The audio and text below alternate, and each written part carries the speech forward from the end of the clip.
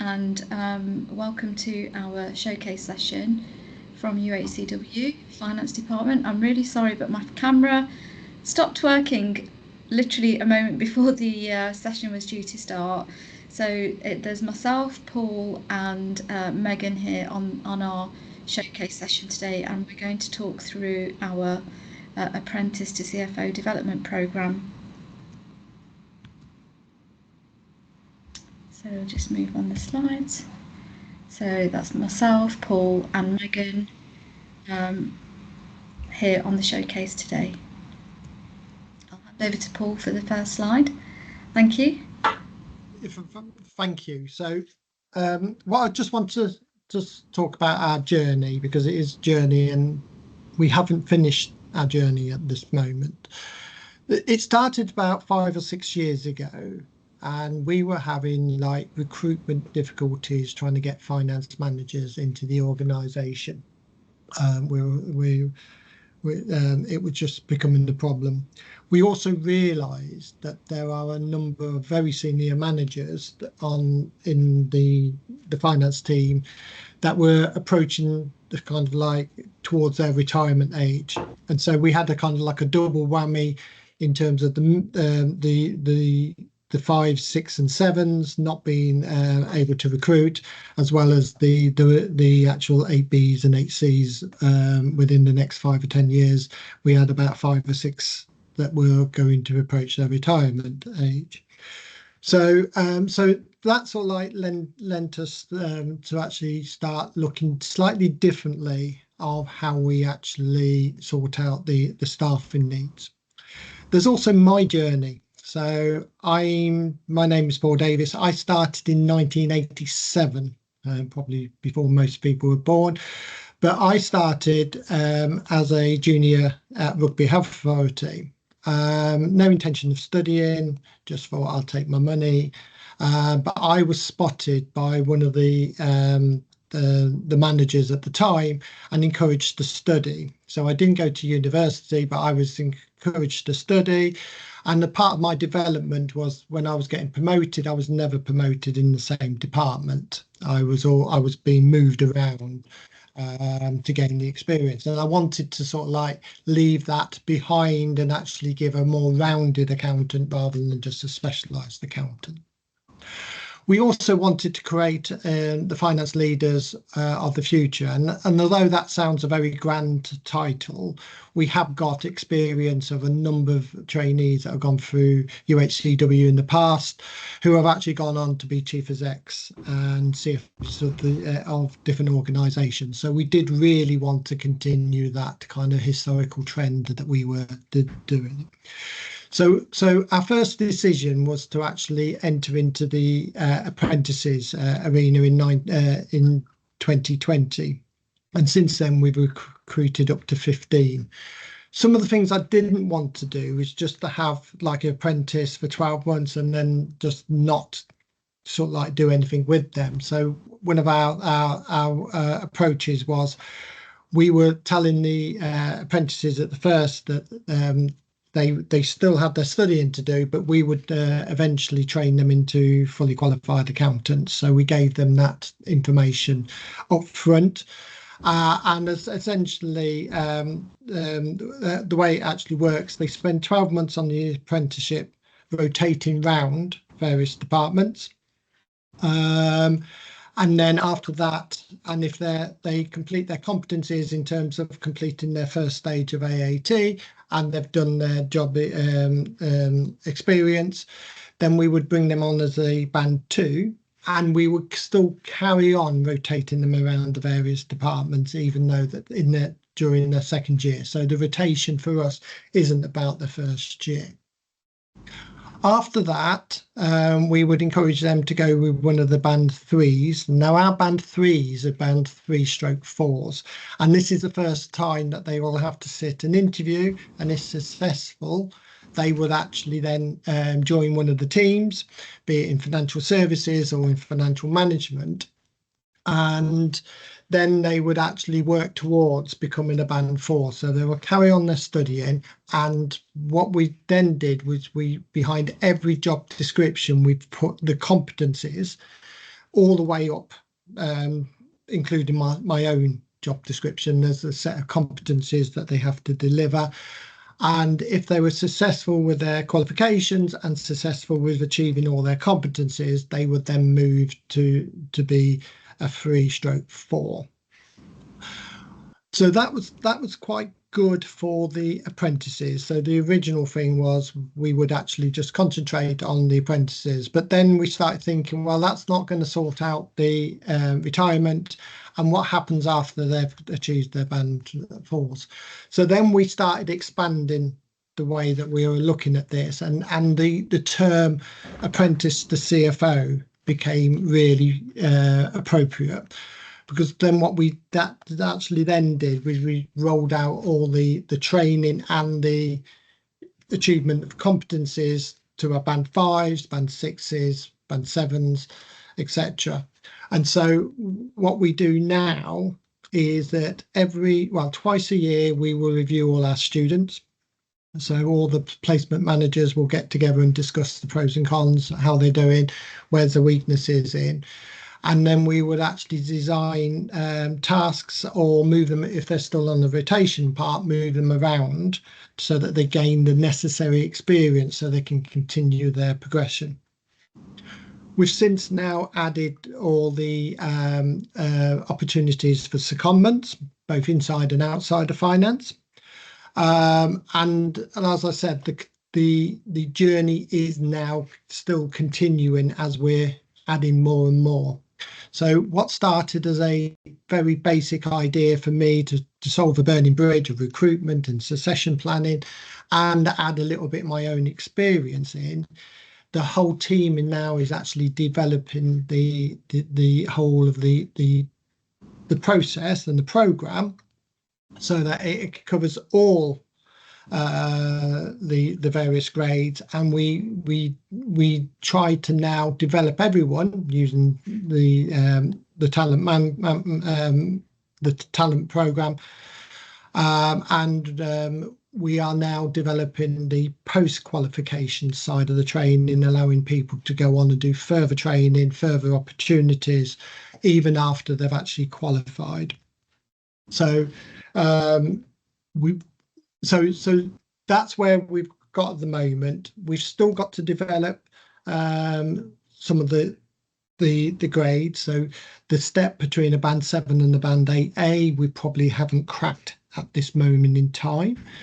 And the secondments at the moment, we haven't got those planned in. They tend to be more ad hoc, and we're looking to actually create that to be more of a plan so that people can get more experience. So for instance, when I was training, we moved and got promoted in different departments. Nowadays, people tend to stay in one department, but what we're trying to do is give them the opportunities to get the experience in other departments and other aspects of finance, which will help them further up as they progress in their career. We don't leave anyone behind. We do it at their pace.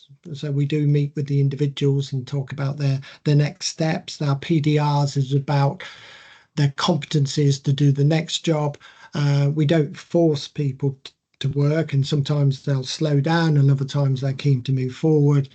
And so we're on this journey, and it seems to be working for us. The recruitment is getting easier. The retention is getting better. So whatever we're doing appears to be working at this stage. We've also added like wider bits to it. So we've now got our level 3 accreditation.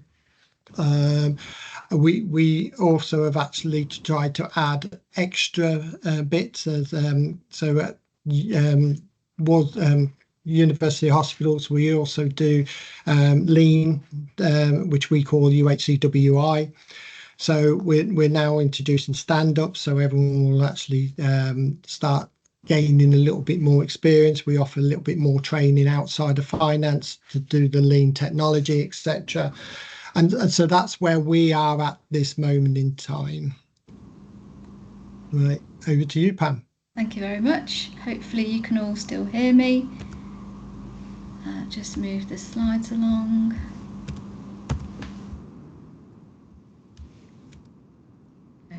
So thanks Paul for setting the context and setting the scene. So I thought it'd be really helpful to share our kind of roadmap of the last 4 or 5 years. So as Paul identified, that it was a bit of a bright spark, a vision that was created about 5 years ago, and then we developed a strategy and had our first intake of 3 apprentices in 2020. And we do have one of our apprentices of our first cohort on our showcase today, Megan, who will be sharing her story. And then you can see that over the years that we've continued to recruit at least 2, 3 or 4 apprentices per year.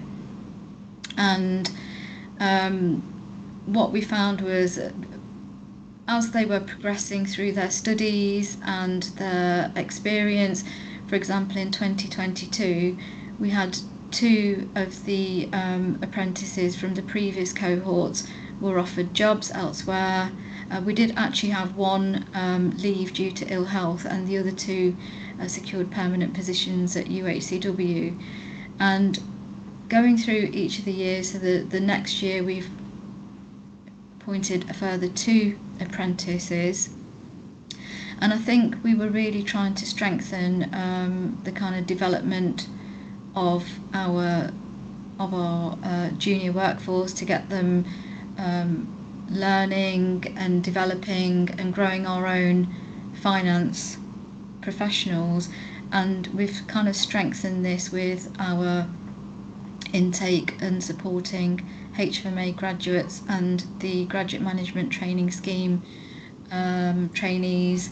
We also had a sandwich year student from De Montfort University as well. So, you know, a lot of our ethic is all about supporting the apprentices and those that are studying to progress through their careers and gain experience, as well as progress with their qualifications.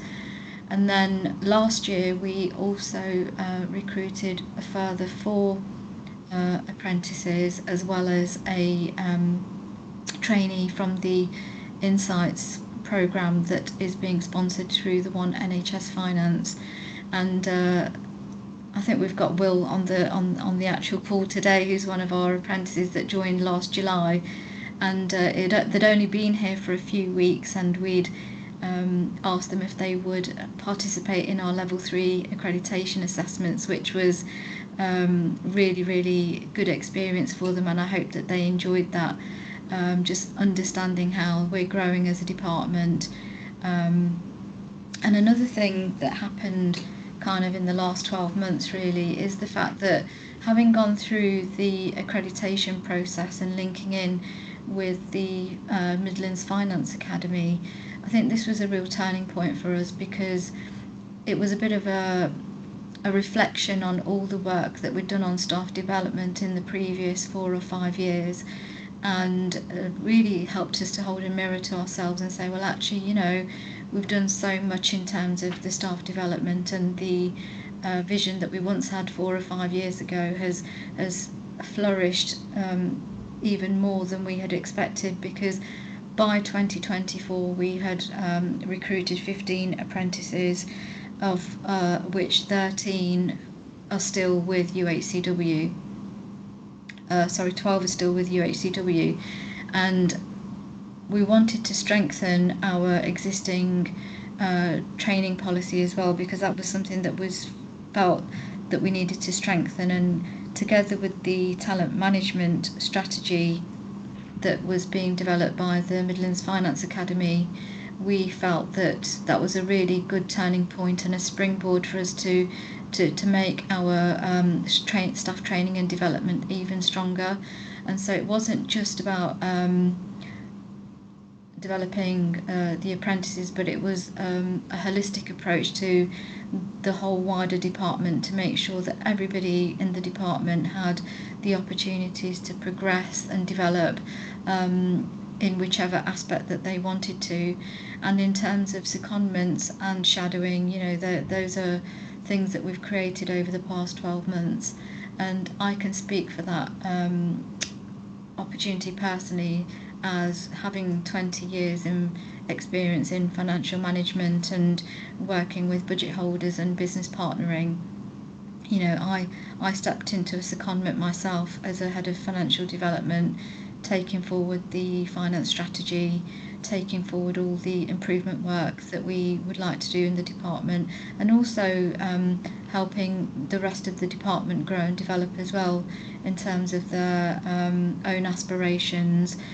And so I, from my perspective, like the secondments work really, really well, and that's given other finance professionals and other staff in the department the opportunities to move and grow into other roles and be able to achieve their aspirations. I think Paul's also touched upon the job descriptions and the competency framework that we've been developed over the last few years, and we now have a job description for every band 2 to 8D within financial management that is linked to a competency framework, so that every member of staff knows what competencies that they require to progress to the next stage. And that's backed by our appraisal process and our 6-month review process to make sure that we're giving support to each of our staff members to help them progress in the way that they would like to. The other thing that we do really well is that we have regular one-to-ones and team huddles, and staff development isn't something that we just talk about once a year or every 6 months. It's an ongoing journey. The conversations happen regularly through one-to-ones and team huddles, and I think that is also backed by the fact that we've developed the Virginia Mason partnership, and we do weekly stand-ups, which is where we share an objective or an improvement, and everybody within financial management takes part in this. And so what that does, that allows everybody from apprentice to the associate director to share one improvement that is linked to their PDR and PDR objective of how they would make life easier for themselves. And what that does, it gives the opportunity for the rest of the financial management team to learn some new ways of working, something that will enhance and improve and save time.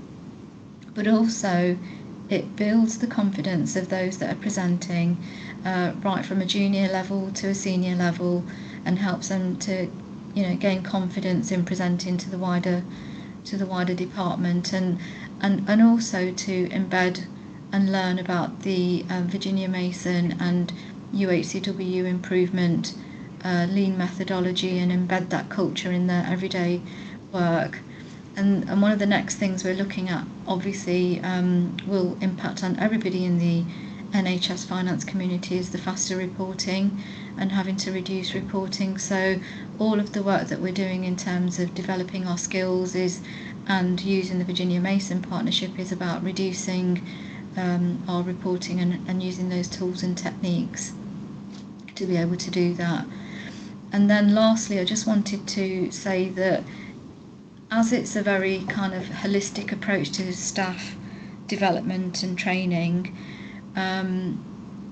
we've really built in the impact of the importance of health and well-being, and the One NHS Finance value makers and finance and clinical educators, and we've kind of made this business as usual in our staff training and development.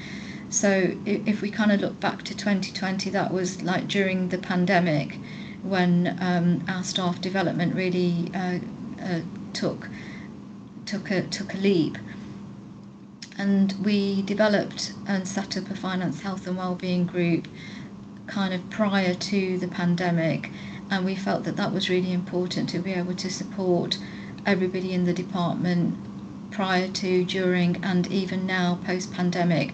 We're continuing to make health and well-being and the ethos of being a value maker really, really important, and embedding that so that everybody in the department feels happy, healthy and supported in their development and their everyday life within the department. And I think that's helped us really, really amazingly, really, in terms of building in the ethos and the culture and the team ethos within UHCW, and I think that's also helped us with securing our accreditation, because I think having that team culture is really important to allow everyone to develop, feel that they've been valued, and helps with their progression as well. So I'm going to finish there, and I will hand over to Megan now, who will talk about her story and her experience. Over to you, Megan. Thanks, Pam. Good afternoon, everybody. I'm Megan. I am an Assistant Finance Manager at UHCW, and I'm supporting the surgical services function at the moment. I just thought I'd join on and just share my story with you all from an apprentice that has been at UHCW for the last 5 years. Well, 5 years in September. So as Pam mentioned, I was one of the first apprentices to join in September 2020. At the time, I was 17, so I was fresh out of school. I'd done a year's photography course because I didn't really know which direction I wanted to go in. I knew A-levels weren't my thing, and I knew that university wasn't the right path for me to go on. But other than that, I didn't really know where it was that I wanted to go or how to get there. So we had a look around, my parents and I had a look around at what was available, what was out there and what I could do. And my mum actually found the apprenticeship on somewhere online, found the apprenticeship, and we were reading through the job description, and it just drew me in straight away. I was excited from viewing the job description. So I submitted my application the night before it closed. So I got really, really lucky that I found it in time. I found out a couple of weeks later that I would had been invited to an interview, and shortly after that I was successful at interview. So it was from I didn't know where I was going to straight back on a journey that I was excited for, and I was ready for. So when I joined in September 2020, I started the level 2 AAT with support from the finance function. So as part of that, you're allowed 1 day a week to attend college, wherever that may be. And as part of that, obviously, you sit the exams. And they were the whole finance function was really supportive in helping me balance working with studying with personal life, because as someone that had just come straight out of school virtually, I was so used to being told this is when you have to do your homework for, or this is when you can do this is when this needs to be done for.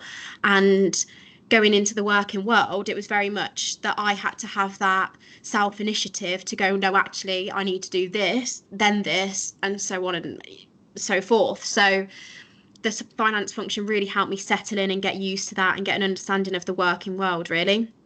So I started in financial services. I was there for 9 months and learnt the basics. So I was doing the simple things like registering the invoices, chasing the debtors for payment, reconciling control accounts, things like that, just to really understand the systems that we were working on, using Excel in ways that I'd never used it before, and starting to get an insight of what NHS Finance really was. Because as a 17-year-old, if you visit the hospital, you think it's nurses and doctors. It never crossed my mind that there was finance or anything like that. So it was really interesting to start learning about how it all worked, where the money came from, and it really intrigued me. And during this time, obviously, I was still studying my level 2. So following that 9-month stint in financial services, I rotated into financial management. And this was the first FM team that I've been in. This was women's and children's, and was there for it was close to a year, and throughout that time I supported women's and children's and surgical services, and within that team at the time there were still quite a few vacancies that Paul has touched on already. So I found that I was often given opportunities that were above what was I'll say, expected of my grade at the time, but I went into it with open arms, and I was super keen just to try anything, give anything a go, learn everything. And the training was always there from the finance team. If I have ever had any questions, concerns, I knew that I could either go to my direct line manager at the time, or I could go to Paul, and they would be addressed straight away, whether it came to studying or in work, whatever it was, the support was there. So that was a good stint then in there. I completed my level 2 apprenticeship. So from completing that, I went on to my band 2 and was a finance trainee. So obviously started on the fixed term contract for the first 12 months while I was studying for the level 2. Upon successful completion of that, progressed then on to my level 3. And during this time of studying my level 3, a band 3 finance position post went out within the group that I was working with already, and I was always looking for the next step. I've never been the employee that will just wait, or I've always wanted to find out what's next, what's more, what can I do. And so I applied for the band 3 post, and unfortunately was successful. So this was still what I was doing, but with more responsibility and more opportunities. So I was with that group for quite a while. I'm still with the group, but I was with them then until I completed my level 3, and that was in January 2024, so the start of last year. And then I commenced my level 4 AAT while still working in the same group.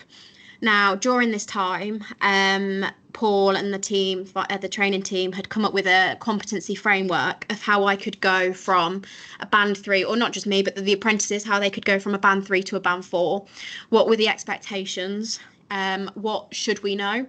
At what level do we need to be doing it? So, for example, independently leading a budget meeting would be something that you need to do independently to be at a band 4 competency. Something like the group reporting, it would be supporting the forecast. So there was various different levels to what it was that you were doing, and the expectation of the level that you were working at to get those. And fortunately, I was completed that competency framework, provided all the evidence for the various competencies within that, and then sat down with my line manager and Paul, and basically had an interview about what was in my portfolio of evidence for the completion of my competencies. So that ranged from the very simple things like getting your sales invoices registered to supporting the senior head of group finance with the CFM variances for reporting. So it varied in responsibilities. I was successful in the completion of that in January 2024. And at this stage was working predominantly in surgical services I was reporting to a finance manager and the senior head of group finance at the time. And then a band 5 post went out in June 2024 for the same group. Quite a few went out, so there was quite a few groups across financial management, because there was quite a few apprentices then at the same level. So linking back with what Paul and Pam said about the progression, these steps, like these band 5 posts, were starting to come into the structure to help us further develop on and move forward. So I applied for one of the posts and was successful again at interview in June 2024. And during this time I was studying my level 4 AAT and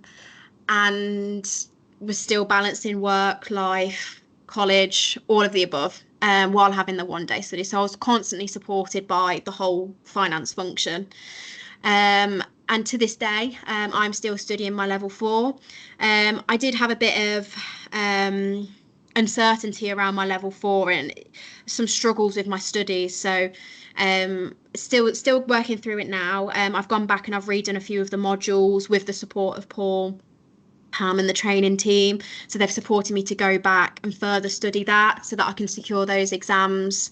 And it's just been a really positive journey that I've had so far, and hope to have for a few more years, if not many more years.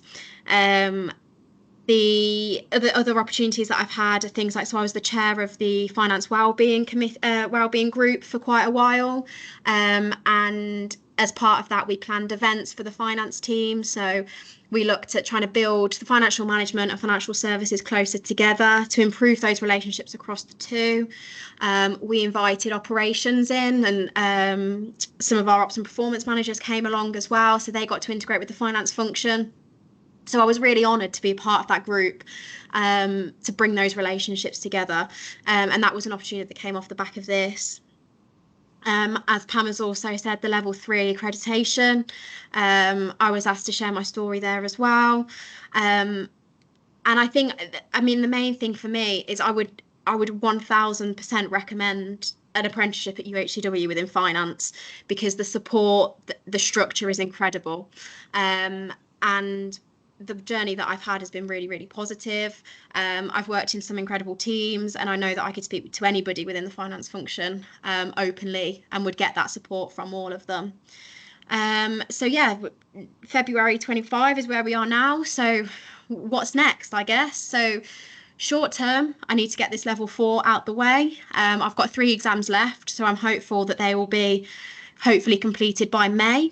And then my professional qualification, which will also be supported by the finance function, by the finance team. So I'm looking, I think, to go on to CIMA, unless anyone talks me into ACCA, but I think I'm leaning more towards CIMA at the moment. Get that out the way as well, and then look to progress into the Band 7 finance manager roles, and hopefully work my way up to CFO. And hopefully the apprentice to CFO, it is the plan, and hopefully we'll get there. Thank you very much. Thanks, Megan. I think you were the star of the showcase there, sharing your story. I think that takes us to the kind of end of our presentation in person. We do have another story to share, but unfortunately we don't have our colleague here to share that, but it is within the slides, and that's Mark, who was also, I think he was on the 2nd cohort of our apprenticeship programme. And I mean, I can just quickly flick through the slides and perhaps give the audience a little bit more time for any questions or sharing. And I think Mark wanted to share, similarly to Megan, his experience of the support that he had and not knowing exactly, you know, the journey that he wanted to do in terms of, you know, his career path. And so again, you know, we have the aspect of rotating our apprentices through financial services and financial management, and allowing them to kind of find their niche in the area that they feel most comfortable in. And I think with Mark, he was going to explain from his perspective of being within financial services and his experience and sort of passion for finance systems and problem solving and the complex tools and systems development. So that's an area that he's really been attracted to and flourishing, in fact. So he's actually now studying for his CFO qualification, and there's lots of areas of exposure that he's had, as well as finance systems, financial services and financial management. And he's now training a new team member as well in his new position that's now gone into the position that he was doing previously. So that's a little bit about Mark's journey, and again, just his route to his apprenticeship from his A-levels. I think he was studying further maths at university, and which he felt wasn't really something that he wanted to continue. And then he joined UHCW on the apprenticeship programme, and I think his life lessons were really around the health and well-being aspect and the support that, you know, that we as finance professionals need to give to our sort of junior members of staff, and just looking after yourselves in the work environment. And I think this fits in nicely with what Megan was saying around really encouraging the health and well-being aspect.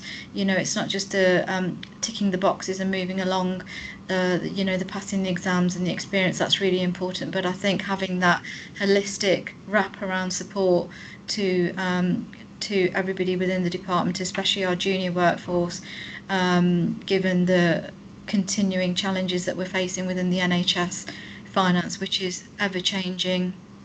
So I think that was one of the things that Mark wanted to get across, was the fact that, you know, giving our staff the opportunities and the space to be able to grow and mature in their development. And I think that's another story, you know, that we wanted to share, but unfortunately Mark wasn't able to join us today.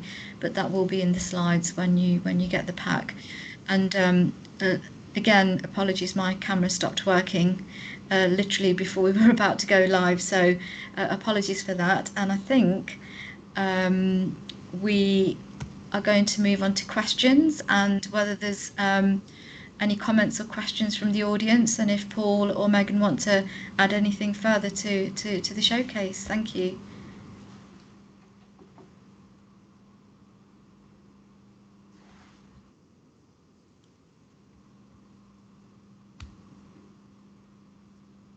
Any questions, you can put it in the chat, or you can put your hands up.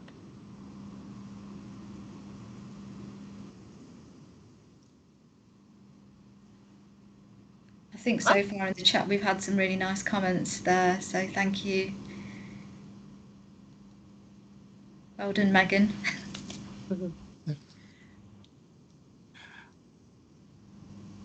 Doesn't look like you have any questions though, so thank you very much.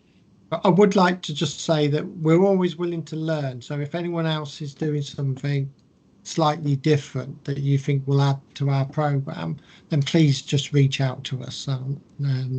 I'm always willing to develop this further. So if anyone has got anything, then please reach out to Pam and we will listen. And if it can add to our programme, we'll get it to be added to our programme.